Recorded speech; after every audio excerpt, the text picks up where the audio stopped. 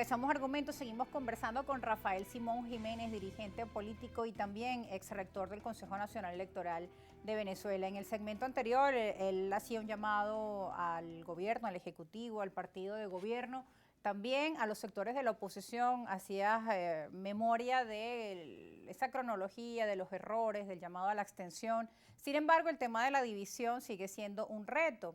Hablábamos de, por ejemplo, la elección regional y de cómo la participación, a pesar de las diferencias dentro de la oposición, los ciudadanos decidieron salir a votar. Incluso a pesar de que en muchos estados habían líderes, dos líderes diferentes de oposición y uno del partido de gobierno, la población escogió a quienes le parecía que era el verdadero líder de ese estado. Se perdieron algunos casos que podían haber sido emblemáticos por ese tema de la división. Por ejemplo, Lady Gómez en Táchira perdió por la división allí dentro de factores. Ustedes mismos hacían pues esas cuentas. ¿Qué tal si hubiésemos estado unidos la Plataforma Unitaria y otros partidos independientes o la Alianza Democrática? Bueno, eso pasó de un lado y del otro, ¿no? Ahí pues en la página del CNE están las respuestas de eso. Lo cierto es que viene este otro proceso electoral y la división sigue presente. Todas las semanas terminan peleando diferentes factores, con etiquetas, se tildan, se señalan de un lado y del otro y terminan todos en el programa de los miércoles en la noche en una cartelera donde salen como pues desde el gobierno se ríen pues lamentablemente de las diferencias que tienen ustedes. ¿Qué opinan sobre esto? Sí, en primer lugar que tienen que ver la viga en el ojo propio, ¿no? Porque el gobierno también tiene grandes diferencias, solo que saben procesarla. Porque, al interno. Claro, pero porque para ellos está de por medio el poder.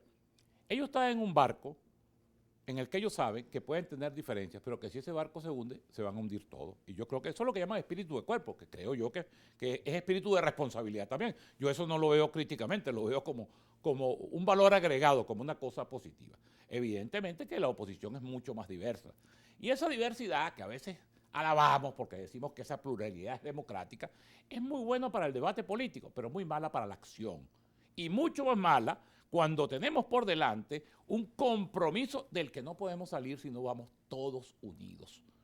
Para poder ganar las elecciones del 28 de julio se necesita una unidad lo más amplia e incluyente posible. No va tomar decisiones rápidas también. No va a haber candidatura única. Candidatura única no va a haber porque van a haber candidaturas periféricas, el gobierno va a fabricar candidatos, otros candidatos tendrán el legítimo derecho de lanzarse. Pero ahí están los ciudadanos, que eso también lo vimos. Pero fíjate tú, el centro del problema, que es lo que pudiéramos llamar hoy en día, para ser realistas, la oposición que se nucleó o que se ha nucleado en torno a María Corina Machado, que evidentemente tiene un liderazgo muy importante en la oposición. Gústenos o no nos guste, coincidamos con ella o diverjamos de ella, esa es una realidad del tamaño de un templo. Yo he visto auspiciosamente como en los últimos días, en el día de hoy, en el día de ayer, María Corina Machado, hoy veo unas declaraciones de Carlos Blanco, que además de asesor tiene vínculos familiares con ella, también en el sentido, en primer lugar, de el voto. Sí. Es decir, de que nadie los va a sacar de la vía electoral. Yo creo que esa es una afirmación, pero no solamente una declarativa, es que tenemos que casarnos con la vía electoral e impulsar la vía electoral a todo trance, con toda dificultad. Por supuesto, eso va a chocar en los próximos días, esta misma semana, con las realidades. Por ejemplo, con la realidad de la inhabilitación de María Corina Machado. Y lo lógico, no lo que le aconsejo yo, porque yo no soy consejero de ella, pero lo lógico sería que interpretando precisamente el liderazgo que ella tiene hoy en día, arraigado en Venezuela, ella fuera el eje, ella fuera el motor de una solución para la escogencia de un candidato que pueda representarnos en las elecciones del 28 de julio. Porque en estas cosas a veces se acude a unos elementos de chantaje que no tienen, por cierto, ninguna diferenciación con las que practica el chavismo.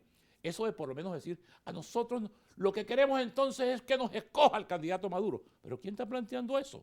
Aquí en la oposición, en las filas de la oposición democrática, existen eminentes ciudadanos, figuras prestigiosas, intachables e insospechables de ninguna combinación con el gobierno, de ser instrumento del gobierno. Entonces, bueno, ahí tenemos ese reservorio, ahí tenemos esos nombres que se han venido barajando. Particularmente nosotros hemos colocado sobre el tapete el nombre de Eduardo Fernández, que nos parece que es el hombre mandado a ser para la coyuntura política actual. No solamente por sus virtudes, por su trayectoria, sino que Eduardo Fernández sería, en la coyuntura de hoy, un hombre que encarnaría exactamente el propósito del cambio que queremos en Venezuela. Y ahora esa propuesta ha tenido receptividad Bueno, es que eso está, por supuesto, dentro de factores de la eso se ha oposición, conversado, en mesas eso de se ha transmitido. conversación. Ahora los puntos de decisión o los niveles de decisión o las referencias de decisión es a quien corresponderá en los próximos días. Te repito, en todo esto María Corina tiene que jugar un papel esencial, fundamental, porque ella tiene un mandato y porque está arraigado su liderazgo. Y ella, para ratificar ese liderazgo, precisamente para que ese liderazgo no se desconecte de esa voluntad tan grande que tenemos los venezolanos de votar y de salir de esta tragedia por la vía electoral, es por lo que ella tiene que ser parte de esa solución. Te Ahora, repito. esa diferencia entre ejercer el liderazgo y ser una candidata, para que por favor lo pueda explicar a la audiencia. Mira, en absoluto, tú puedes ser un gran líder y no ser candidato. Yo siempre pongo ejemplos. Tú sabes que yo me nutro mucho en mis Y que argumentaciones. la importancia del liderazgo está por en mis encima de una candidatura. En mis argumentaciones de la historia, ¿no? Y a veces arbitrariamente escojo situaciones. Aquí hubo un intelectual, quizás el más reputado de Venezuela, el doctor Uslar Pietri, a quien todos respetamos y le reconocemos, premio Príncipe de Asturias y todo aquello. Pero Uslar Pietri sufrió, por allá en los años 40, cuando Acción Democrática, en combinación con los militares, dio el golpe del 18 de octubre, bueno, sufrió lo que él llamó una frustración, porque él pensaba que él era el heredero directo del medinismo, del presidente Medina, y que él iba a ser presidente en los próximos años.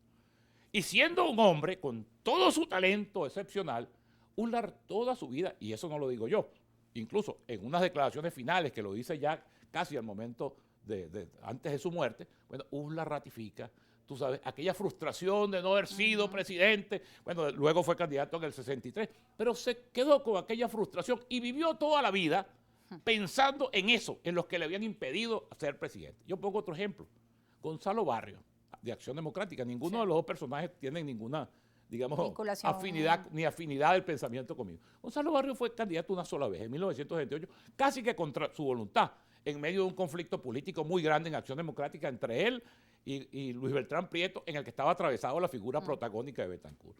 Bueno, fue candidato, perdió las elecciones por 30.000 votos, el margen más estrecho de votos en cualquier, y se olvidó de aquello, y se dedicó a ser un factor mucho más importante, fue un factor crucial, por lo menos 20 años o 30 años en la política venezolana, como presidente del Senado, como presidente de Acción Democrática, quitó y puso las veces que le dio la gana, y se murió satisfecho, porque además Gonzalo tenía otra cosa, que no era un hombre, digamos, no lo motivaba el poder, era un hombre que tenía otros gustos, era un hombre exquisito, un hombre afrancesado, un hombre con una formación intelectual muy sólida. Pero fíjate tú cómo el destino coloca a los seres humanos, yo digo que esa es aquella radiografía de Dios por aquí y el diablito por aquí con el tridente, ¿no?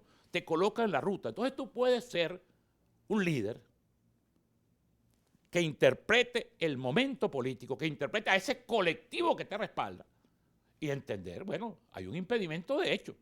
Es decir, todos estamos en contra, es un atropello, es una violación, está contra la Constitución, todas esas cosas, ya eso es cansón, esas cátedras que nos quieren dar, que si a fulano lo inhabilitaron pero que no aparece, que si al Tribunal Supremo, todo eso lo sabemos todo el mundo, pero sabemos que tenemos un gobierno arbitrario, atrabiliero, que tenemos que sustituir por la vía electoral y que para poderlo sustituir, entonces María Corina Machado, junto al conjunto del liderazgo, y cuando digo el conjunto del liderazgo, no solamente del liderazgo político, sino del liderazgo nacional, donde se involucren factores como el empresariado, como el sector sindical, como la propia Iglesia Católica, que tiene una palabra tan importante. Bueno, chicos, vamos a generar, vamos a gestar en los pocos días que quedan, bueno, un candidato que pueda entonces ser ese factor para ganar las elecciones, para ascender al poder y para gobernar en el post. Porque aquí tiempo no hay contra el reloj para la oposición y también para nosotros, que nos tenemos que ir a una pausa ya. Profesor Rafael Simón, seguiremos hablando al regreso de la pausa sobre este tema y otros que nos quedaron allí pendientes, ¿no? Vamos a la pausa, ya volvemos.